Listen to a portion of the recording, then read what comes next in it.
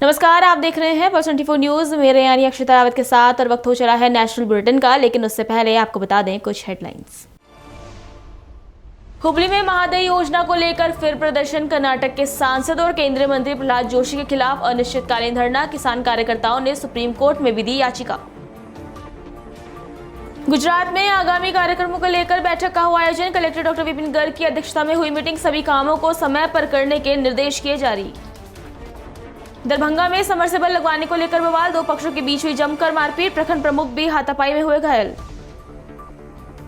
Panchkula police को मिली बड़ी सफलता। लापता हुए किशोर किशोरी को पंचकुला से किया बरामद। 7 जुलाई को गुजरात से दोनों हुए थे लापता। चलिए अब देखते हैं खबरें विस्तार से। हुबली में महादयी को लेकर संघर्ष रुकने का नाम नहीं ले रहा है। आपको बता दें कि ये एक महत्वपूर्ण परियोजना है जो हुबली, धारवाड़, जुड़वा शहरों के लोगों की पेयजल किल्लत दूर करेगी। इस परियोजना के लिए संघर्ष अब एक नया रूप लेगा, जहां महादयी कार्यकर्ता सब्जी लेकर एक नए अंदाज में धरना देने के लिए आगे आए हैं। कर्नाटक के सांसद और केंद्रीय मंत्री प्रहलाद जोशी के खिलाफ अनिश्चितकालीन धरना देने के लिए सड़कों पर उतर चुके हैं। तो वहीं किसान कार्यकर्ताओं ने सुप्रीम कोर्ट में एक जनहित याचिका भी दायर की है। उन्होंने केंद्र सरकार से न्यायाधिकरण के फैसले के अनुसार पानी छोड़ने की अनुमति देने की अपील की है। हालांकि यह वास्तव में चिंताजनक है कि महादयी जल के लिए संघर्ष का रास्ता फिर से एक बार अपनाया जा रहा है।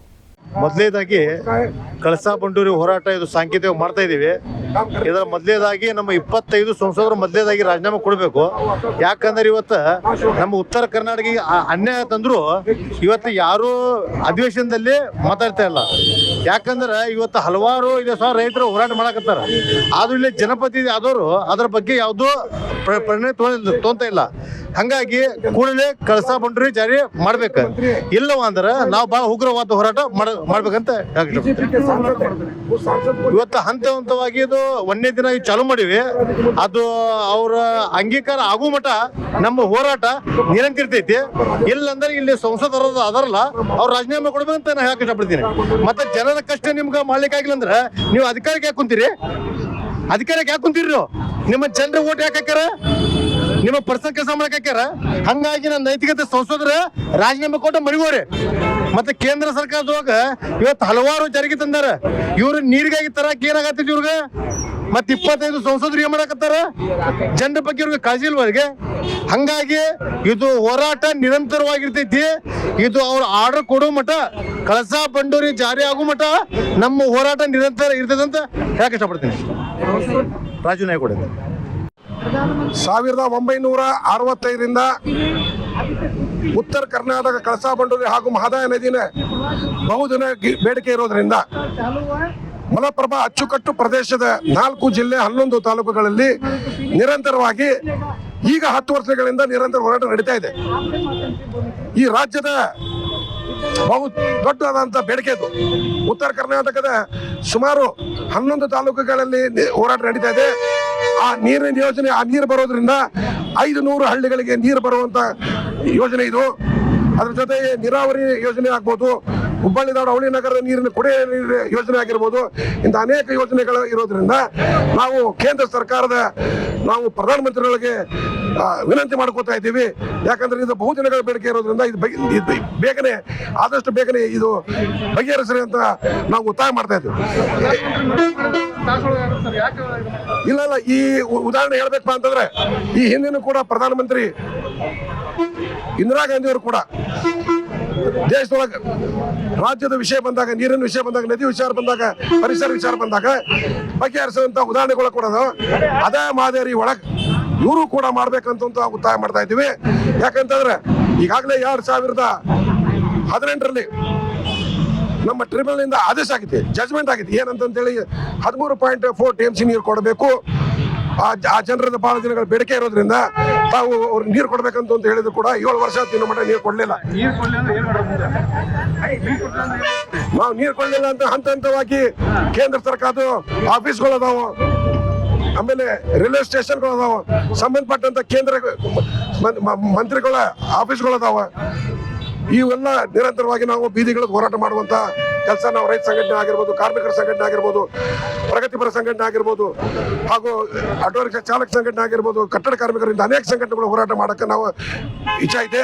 ನಾವು ಪ್ರಹ್ಲಾದ್ ಜೋಶಿ ಅವರು ಈ ಭಾಗದಲ್ಲಿ ಸುಮಾರು 5 ಸಾರಿ MP ಆಗ್ಯಾರ, ಕೇಂದ್ರ ಮಂತ್ರಿಗಳಾಗ್ಯಾರ. ನರೇಂದ್ರ ಮೋದಿ ಅವರ ಬಾಜುಕ ಅವ್ರು ಕೂಡ್ತಾರೆ. ಯಾಕೆ ಅವರು ಮುತುವರ್ಜಿ ಯಾಕೆ ವಹಿಸಬಾರ್ದು? ಈ ರಾಜ್ಯದಿಂದ ಸುಮಾರು 27 ಜನ MP ಗಳಿಗೆ ಆರಿಸಿ ಕಳಿಸಿದ್ದಾರೆ ನಮ್ಮ ರಾಜ್ಯದ ಜನ, ವಿಶೇಷವಾಗಿ ರೈತರು, ಸಾರ್ವಜನಿಕರು ಹಾಗೂ ಕಾರ್ಮಿಕರು. ಯಾಕಂದ್ರೆ ಅವ್ರಿಗೆ ಆರಿಸಿ ಕಳಿಸ್ಯಾರಪ್ಪ ಅಂತಂದ್ರೆ ದಿಲ್ಲಿ ಒಳಗೆ ಮೋಜ್ ಮಜಾ ಮಾಡಕ್ಕಲ್ಲ. ನಮ್ಮ ಭಾಗದ ಸಮಸ್ಯೆ ಏನಿದೆ, ರೈತರ ಸಮಸ್ಯೆ ಇದೆ, ನೀರಿನ ಸಮಸ್ಯೆ ಏನಿದೆ, ಈ ಭಾಗದ ನೀರಿನ ಕುಡಿಯೋ ನೀರಿನ ವಿಚಾರದೊಳಗೆ ಯಾಕೆ ಹಸ್ತಕ್ಷೇಪ ಮಾಡ್ತಾ ಇದ್ದಾರೆ, ಯಾಕೆ ರಾಜಕಾರಣ ಮಾಡ್ತಾ ಇದ್ದಾರೆ? ಈ ಯೋಜನೆ ನಿರಂತರವಾಗಿ ಅವ್ರ ಜೀವನ ತಿಳಬೇಕು. ಇದರಿಂದ ರಾಜಕೀಯ ಬೆಳೆಸ್ಕೊಂಡು ತಮ್ಮ ಮತ್ತೆ ಸ್ಥಾನ ಪಡ್ಕುವಂತ ಕೆಲಸ ಮಾಡ್ತಾ ಇದಾರೆ. ಈಗಾಗಲೇ ಕೇಂದ್ರ ಸರ್ಕಾರ ಆಸಕ್ತಿ ವಹಿಸಿದ್ದಾರೆ ಅಂತೇಳಿ ಈಗಾಗಲೇ ಅವ್ರು ಹೇಳ್ತಾ ಇದಾರೆ. ನಾವು ತಮ್ಮ ಮುಖಾಂತರ ಹೇಳಿಕೆ ಬರ್ತಾ ಇದ್ದೀನಿ, ಇವರೆಲ್ಲ ಸುಳ್ಳು ಹೇಳಿಕೆ ನಂಬರ್ 1 ಆಧಾರ ಇದೆಯಪ್ಪ ಅಂತಂದ್ರೆ ನರೇಂದ್ರ ಮೋದಿ ಸರ್ಕಾರ ಅಂತ ಹೇಳಿಕೆ ಇಚ್ಛಪಡ್ತಾ ಇದ್ದೀನಿ. ನೇರವಾಗಿ ರೈತರಿಗೆ ಮೋಸ ಮಾಡ್ತಾ ಇದ್ದಾರೆ. ಹುಬ್ಬಳ್ಳಿ ಧಾರವಾಡ ಅವಳಿ ನಗರದ ನೀರಿಗಾಗಿ ಏನು ಹೋರಾಟ ಮಾಡ್ತಿದ್ದೀವಿ, ಹೋರಾಟಗಾರರಿಗೆ ಮೋಸ ಮಾಡ್ತಾ ಇದ್ದಾರೆ, ಸಾರ್ವಜನಿಕರಿಗೆ ಮೋಸ ಮಾಡ್ತಾರೆ. ಆದರೆ ತಮಗೆ ಮುಂದೆ ಆ ಸ್ಥಾನ ಮುಂದುವರಿಸ್ಕೊಂಡು ಆಗ್ಲಿಲ್ಲ ಅಂತಂದ್ರೆ, ತಾವು ಯೋಗ್ಯ ಇಲ್ಲ ಅಂತಂದ್ರೆ ತಮ್ಮ ರಾಜೀನಾಮೆ ಕೊಟ್ಟು ತಮ್ಮ ಮನೆಗೆ ಹೋಗ್ಬೇಕಂತ ತಮ್ಮ ಮುಖಾಂತರ ಹೇಳಿಕೆ ನಾನು ಇಷ್ಟಪಡ್ತಾ ಇದ್ದೀನಿ. ಇವತ್ತು ಪ್ರಾರಂಭ ಆಗೈತಿ, ನಿರಂತರವಾಗಿ ನಡೀತಾ ಇದೆ. ನೋಡು ನಾಳೆಯಿಂದ ಏನೇನು ಆಗ್ತೈತಿ, ನಾವು ಹೋರಾಟ ಮಾಡ್ತೀವಿ. ನನ್ನ ಹೆಸರು ಬಾಬಾಜಾನ್ ಮುದೋಳ್, ಕರ್ನಾಟಕ ಕಳಸಾ ಬಂಡಿ ರೈತ ಹೋರಾಟ ಸಮಿತಿ राज्य उपाध्यक्ष। गुजरात के तापी जिले में 9 अगस्त और 15 अगस्त को होने वाले कार्यक्रमों की सुचारू योजना के संबंध में कलेक्टर डॉक्टर विपिन गर्ग की अध्यक्षता में एक बैठक हुई, जिस मीटिंग में जिला स्तरीय अधिकारियों और विभिन्न शाखाओं के प्रतिनिधियों की उपस्थिति में दोनों कार्यक्रमों की उचित योजना पर चर्चा की गई। डॉक्टर विपिन गर्ग ने इन दोनों आयोजनों के आयोजन में नागरिकों की अधिकतम भागीदारी सुनिश्चित करने के लिए रचनात्मक सुझाव दिए हैं। साथ ही प्रत्येक विभाग की तरफ से किए जाने वाले कार्यों को समय सीमा में पूरा करने के निर्देश दिए हैं। दरभंगा जिले के सदर प्रखंड क्षेत्र में जल संकट से निपटने के उद्देश्य से प्रखंड प्रमुखी की तरफ से एक समरसेबल लगवाने के प्रयास के दौरान विवाद की स्थिति उत्पन्न हो गई। यह स्थल सरकारी भूमि के रूप में चिन्हित था, लेकिन स्थानीय लोगों ने निजी जमीनें बताते हुए समरसेबल लगाने का विरोध किया, जिसके बाद दोनों पक्षों के बीच हाथापाई हुई और प्रखंड प्रमुख भी मारपीट के दौरान घायल हो गए, जिसके बाद उन्हें इलाज के लिए अस्पताल में भर्ती कराया गया। वहीं दूसरे पक्ष के भी 2 लोग घायल हुए हैं, जिनका भी इलाज DMCH में जारी है। घटना की सूचना मिलते ही स्थानीय प्रशासन और पुलिस मौके पर पहुंची और स्थिति को नियंत्रित किया। दोनों पक्षों की शिकायत पर पुलिस ने मामला दर्ज कर जांच प्रारंभ कर दी है। क्या हुआ है? DMCH के रास्ते में है, DMCH के पास है, हाथ मुड़ा हुआ है, क्या हुआ है? सर पैर भी टूट गया है। जोर से बोलिए। पैर भी टूट गया, हाथ भी टूट गया है। कैसे टूट गया? बहुत मारा है। प्रमुख जो है ना, हम दोनों भाई आ रहे थे घर से, ठीक है। कल जो है सो हमारे निजी जमीन पर जो है, जिसका हमको कोर्ट के द्वारा जो है सो टाइटल भी का डिग्री भी प्राप्त है। हमारा निजी जमीन सन 1922 से हमारा परबाबा के नाम से केवाला है, और केवाला रहने के बावजूद भी हम लोग बहुत दिनों से हमारा कानून भी चलता है, सबको हमारे दखल कब्जा में है। वो लोग जबरदस्ती क्या किया है, हमारे निजी जमीन में जा करके समरसेबल करवाने लगा, मतलब ताकत के बल पर कि हम प्रमुख है। और कल ही शायद पापा को भी, भाई को भी बोल दिया गया तुम लोग को मार के हम DMCH भर्ती करा देंगे, जिसका आज प्रमुख सदर प्रमुख उदय कुमार सहनी। जब कल ये विवाद हुआ तो थाना में क्यों नहीं गए? कल विवाद नहीं हुआ, कल पापा को भाई को धमकाया कि तुम लोग को मार पीट करके हम लोग DMCH भर्ती करा देंगे। आज उसका वो सही प्रमाण भी मिल गया, ठीक है। और हम लोग सर पढ़ने लिखने वाले आदमी हैं, अपना काम धंधा में इन्वॉल्व रहते हैं। प्रमुख का आरोप है कि वो सरकारी जमीन है, जिस पर सरकारी जमीन जिस पर सरकार समरसेबल कर रहा था, वो मेरा 2 कट्ठा 15 धूर के बाद जो सरकारी जमीन है वो वहां जाए ना। वो सरकारी जमीन जिधर है उधर खोज नहीं रहा है। जहां मेरा निजी जमीन है उस जमीन पर वो आके दावा कर रहा है कि ये सरकारी जमीन है, जबकि वो उन्होंने इससे पहले नापी भी अप्रैल में कुछ दिन पहले अप्रैल में नापी भी करवाया। अप्रैल में उसने नापी भी करवाया। नापी करवाने के बाद उसको सरकारी अमीन का तो रिपोर्ट मिला होगा ना, सरकारी तो बोला होगा ना। हमने तो अपना जब नापी के लिए आया तो सरकारी अमीन बोला कि अपना अपना पेपर दीजिए कि किस साक्ष्य पर रखे हुए हैं। हम अपना पेपर दिए, साक्ष्य दिए, DD केवाला दिए, उसके बाद हम लोग टाइटल का डिग्री वगैरह सारा चीज दिए हैं। उसके आधार पे हम अपना दावा करते हैं कि हमारा दखल कब्जा भी सदियों से रहा है सर। जब हम लोग बच्चे थे तो उसमें उनका कहना है कि चाबी से सबसे पहले आपने वार किया। बिल्कुल नहीं सर, हमने एक हाथ तक नहीं छोड़ा है। हम बात कर रहे थे, वहाँ बात करने के लिए वो रिंकू लाल था और वो उससे वहाँ शंकर शाह था, उस सबसे हम लोग बात कर रहे थे। कोई विशेष बातचीत नहीं, उस मैटर पे बातचीत भी नहीं हमारी हो रही थी। ठीक है, वहाँ से बस हम लोग आए हैं। कहना है कि आप लोग भाई भूमाफिया है, नहीं, सरकारी भाई जमीन पे कब्जा किए हुए हैं। भाई मेरा जो है आप लोग को भूमाफिया क्या है? बिल्कुल नहीं, भूमाफिया का काम तो सर वो न कर रहा है। अभी तो प्रेजेंट में वो एक गाछी है यादव सबका, वो पूरा जमीन कब्जा कर लिया है, प्रमुख मिल करके पूरा जमीन, उदय सैनी पूरा जमीन कब्जा कर लिया है और अपने बाहुबली के बल पे जो है सब कुछ करते जा रहा है। क्या नाम है आपका? मेरा नाम दीपक कुमार हो गया। ये झमेला कहाँ पे हुआ? ये मारपीट कहाँ पे हुआ? ये चौक पर सर हम बात कर रहे थे वहाँ पे जो अपने दोस्त से, और ये भाई हमारा जो है सो आया हमको बुलाने के लिए कि चलिए, तो जैसे ही थाना को सूचना दिया? हम बोले हम आ रहे हैं, हम थाना पे गए थे। कौन सा थाना? मबी थाना। पे प्रमुख साहब 325 पंचायत में समरसेबल कर रहे थे, जिसका हमने विरोध किया तो हमने वीडियो साहब को फोन किया। आज सुबह मैं लगभग 7:45 बजे अपने घर से मबी थाना के लिए निकल रहा था इसी का कंप्लेन करने के लिए। तो सीसो चौक पे जो है प्रमुख अपने दल बल के साथ जो है समर्थकों के साथ मिलकर के हमारे और हमारे भाई के साथ काफी मारपीट किया है, जो कि आप देख सकते हैं, हमारा चेहरा भी बता रहा है। ठीक है, और हम लोग को जान से मारने का पूरा कोशिश किया गया, और यहाँ तक बताया कि तुम कंप्लेन करोगे, वीडियो को बताओगे, वीडियो को क्यों उल्टा बता रहे हो। तो मारपीट किया है। मोबाइल मेरा जो है आईफोन था, आईफोन भी कहाँ गया पता नहीं चल रहा है। गाड़ी मेरा था सीसो चौक पे, गाड़ी का चाबी जो है राजेश सहनी छीन लिया। मारने में जो शामिल है उदय कुमार। जनता के लिए जानलेवा हमला हुआ है हम पे।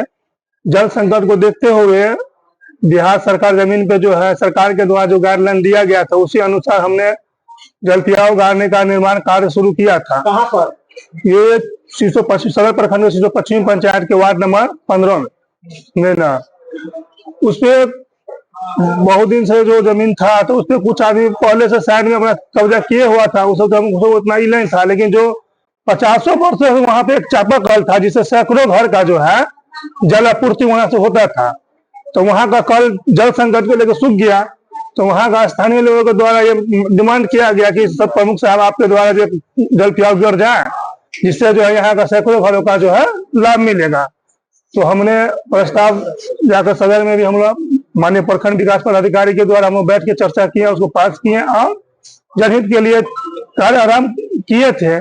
उसी के लेके वहाँ के जो पंचायत महतो है, जो जमीन कब्जा किया है बिहार सरकार का, पंचायत महतो, और उसका 2 पुत्र है, एक का नाम है दीपक कुमार और एक का नाम है सूरज कुमार।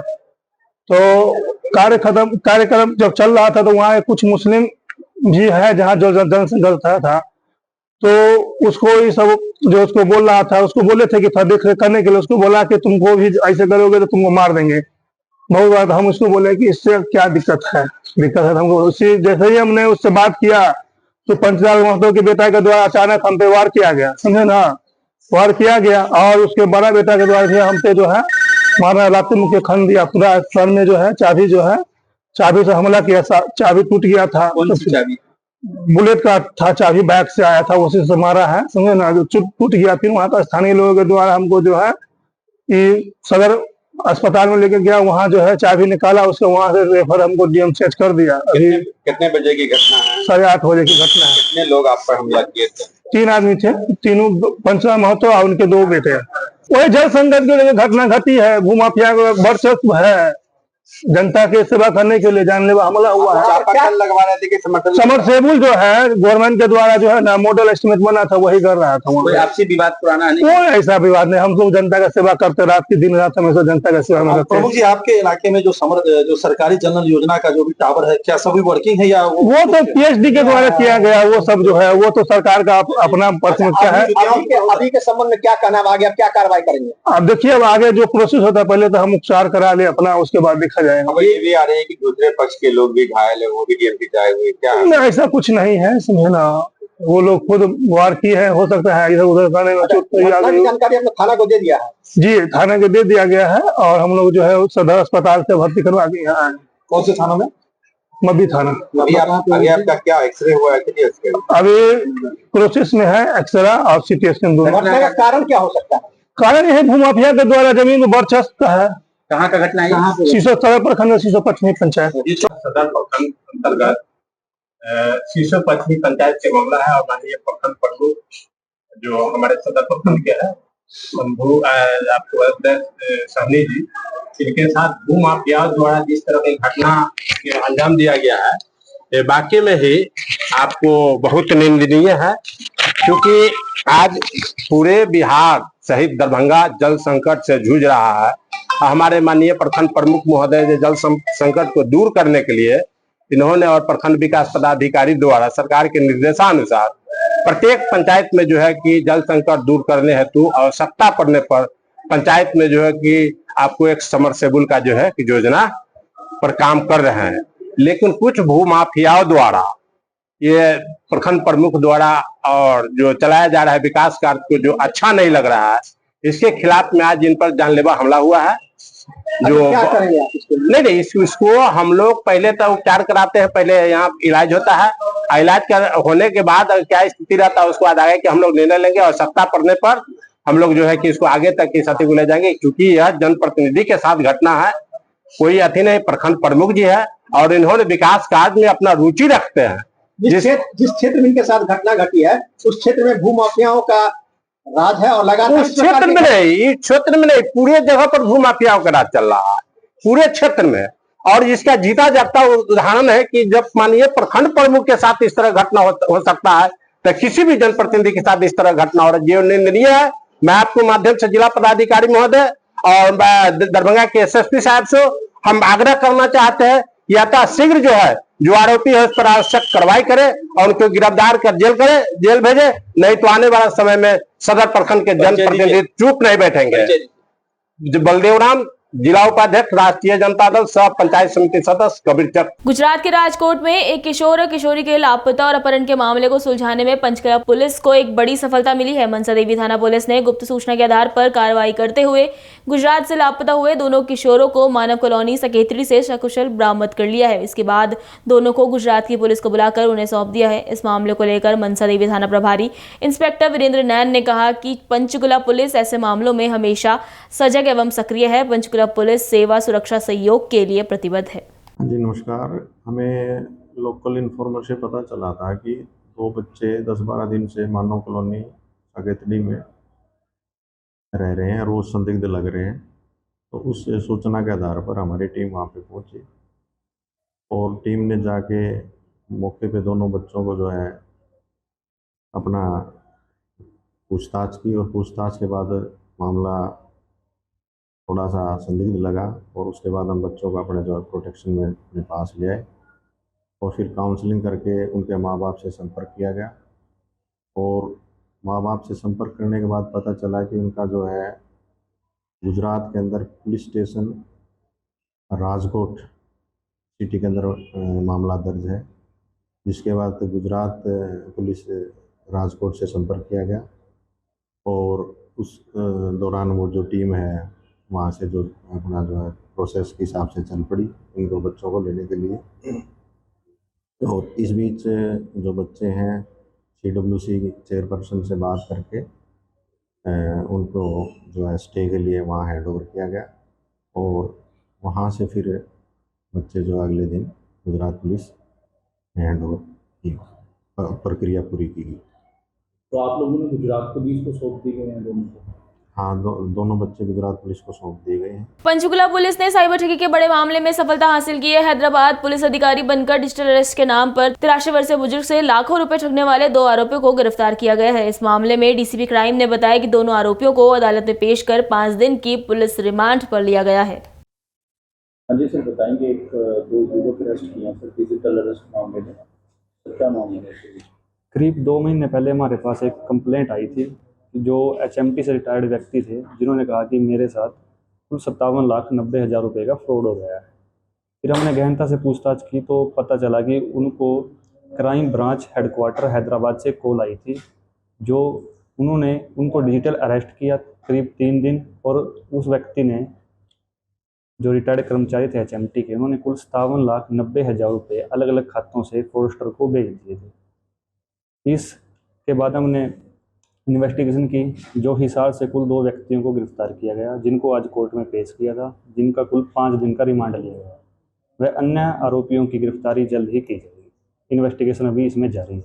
तो उस समय कॉल आई थी, क्या वो फेक कॉल थी? कोई बैंक ग्राहक से कोई फोन नहीं था? उनके पास व्हाट्सएप से कॉल आई थी और वो फेक कॉल थी। उन्होंने उनके पास फ़ोटो वगैरह भेजे थे, जैसे कुछ टेम्पलेट्स वगैरह और वर्दीदारी व्यक्तियों की फ़ोटो। पंचकुला की क्राइम ब्रांच 19 की टीम ने कुरियर के माध्यम से नशीला पदार्थ चरस सप्लाई करने के मामले में एक तस्कर को जीरकपुर से गिरफ्तार किया है। इंचार्ज निर्मल सिंह ने कहा कि आरोपी हिमाचल से अपनी टैक्सी में नशीला पदार्थ चरस लाया था और कुरियर के माध्यम से 320 ग्राम चरस दस्तावेजों में छिपाकर मुंबई भेज रहा था, जिसके बाद आरोपी के पास से 320 ग्राम चरस बरामद की गई। तो वहीं आरोपी को कोर्ट में पेश कर 10 दिन की पुलिस रिमांड पर भेज दिया है। हाँ जी सर, बताएंगे एक कोरियर के जरिए एक ड्रग्स भेजी जा रही थी, तो उस पर क्या मामला था? 24 तारीख को अभी हमने हाल 24/7 को हमारे पास एक कंप्लेंट आई है कुरियर कंपनी से कि हमारे यहाँ पे हमें कुछ सस्पेक्टेड लग रहा है, कुछ डॉक्यूमेंट्स हैं उसके अंदर उन्होंने स्कैन किया होगा तो कुछ सस्पेक्टेड नज़र आ रहा है, लाइक NDPS इस तरह से, तो आप कृपया उसको चेक करिए। तो हम अपना ड्यूटी मजिस्ट्रेट जैसे हम करते हैं प्रॉपर प्रोसीजर फॉलो करके अपने ड्यूटी मजिस्ट्रेट साथ ले जाके उसकी तलाशी ली, तो उसमें से हमें वेट करने पर जब हमने करा तो 320 ग्राम हमें चरस पाई डॉक्यूमेंट्स के, जो कि एक उसको छुपाकर डॉक्यूमेंट्स के रूप में उसके अंदर छिपाकर वो कुरियर पैक किया गया था। सर ये क्या काम करता है और कैसे इस व्यवसाय में आया है? हाँ, ये एक्यूज है हमारा, ये रवित बजाज है, ये बेसिकली रामपुर फुल बठिंडा का रहने वाला है और अभी जीरकपुर में रह रहा है। ये टैक्सी सर्विस का काम करता है। वहीं से इसकी मतलब 2 टैक्सीज हैं तो 60-70 हज़ार रुपये इनकम है। तो ये हिमाचल वगैरह जाता है तो वहीं से इसने ये पैक करा के और इसने मुंबई के लिए इसको कुरियर कराया था। तो इसने बताया सर किस चीज में ये लेकर जा रहा था और आगे भी कितने इसने कोरियर बना के ऐसे ही भेजा सर? अभी तो हाल फिलहाल पूछताछ जारी है। जब ये कुरियर हमें मिला, ये डॉक्यूमेंट्स के बीच में इसको छुपा कर भेजा जा रहा था। ओके, तो इसने बताया सर ट्राई सिटी में भी कुछ सप्लाई करता है चरस, या वहीं सिर्फ कोरियर के जरिए ही अपना? अभी हमें कोरियर का पता लगा, अभी रिमांड लिया इसका, 10 दिन का पुलिस रिमांड लिया है। कहाँ पे जाना था और क्या करता था या और भी कुछ किया तो वो हमें तफ्तीश में ही पता लगेगा। अभी हुबली को स्वच्छ बनाने के लिए नई पहल की जा रही है। नगर निगम ने हुबली को साफ रखने के लिए कचरा दिखने पर फोटो भेजने और ब्लैक स्पॉट हटाने का अभियान शुरू किया है। साथ ही अगर दुकानदार कचरा फैलाते हुए CCTV में कैद हुए तो उनके खिलाफ सख्त कानूनी कार्रवाई भी की जाएगी।